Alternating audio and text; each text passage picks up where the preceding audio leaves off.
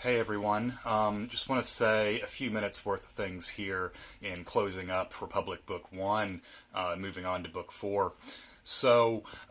Last time I distinguished three different levels operating within Plato's texts. I said the literary, the argumentative, and the philosophical levels are how you should think about what's going on in this particular genre of philosophical writing. I want to stick to that rubric here as I say a little bit about what comes in the second half, toward the end, after Thrasymachus's interruption, as you could call it. So we know at this point that we've gotten these three definitions of justice so far. The one we associate with Cephalus, the other with Polemarchus, the other with Thrasymachus himself. What I think happens here at the literary level after this, and I want to point you to where exactly I'm talking about in the text.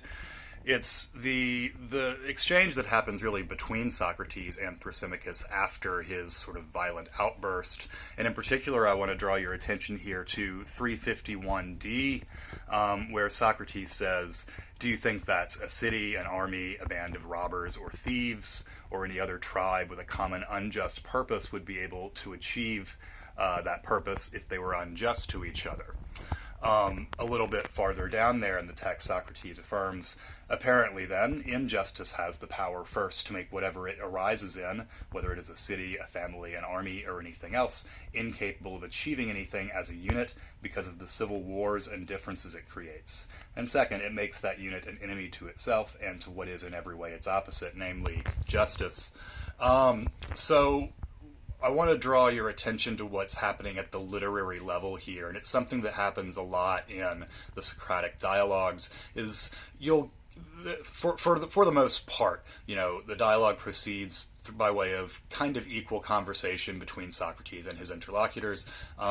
Both parties seem to be ignorant at the beginning of that conversation, and usually through this kind of back and forth they achieve some kind of knowledge. But there are also times when you could say that Socrates kind of puts his foot down, sort of breaks in the flow of dialogue, and more intrusions of Socrates' authority as the philosopher in the room. And that's what I think is going on here at this moment. The subtext of this, which it doesn't say anywhere in the text, but it seems like Socrates has basically realized that we've been discussing justice so far only as a property of individuals. What makes for a just person? What kinds of things does a just person do? That's the question that the three definitions we've gotten so far have answered. And Socrates is implying here that, well, that's the wrong way to think about justice, and we're going to need to completely reorient the terms of the conversation if we're going to get to finding out what it really is.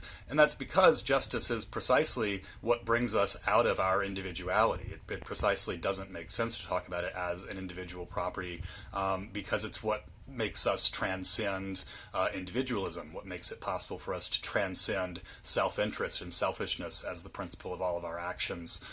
It also, justice in this sense, as the quote that I just read from Socrates very much implies, justice is necessary for peaceful collaboration. Justice is what makes it possible for human societies to be anything other than a kind of war of all against all.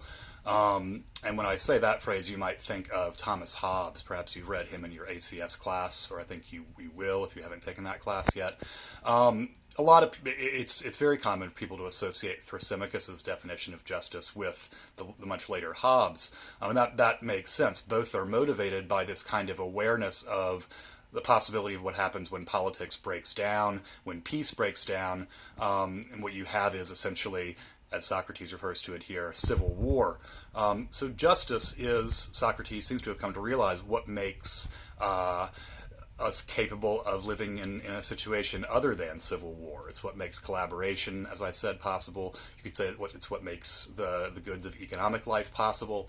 It makes friendship possible. So the point is, we've been talking about it the wrong way this whole time, and it has to be what you could call trans-individual concept, trans-individual property, not just a property of any particular person, right? All that being said, so Socrates has at the literary level accomplished reorienting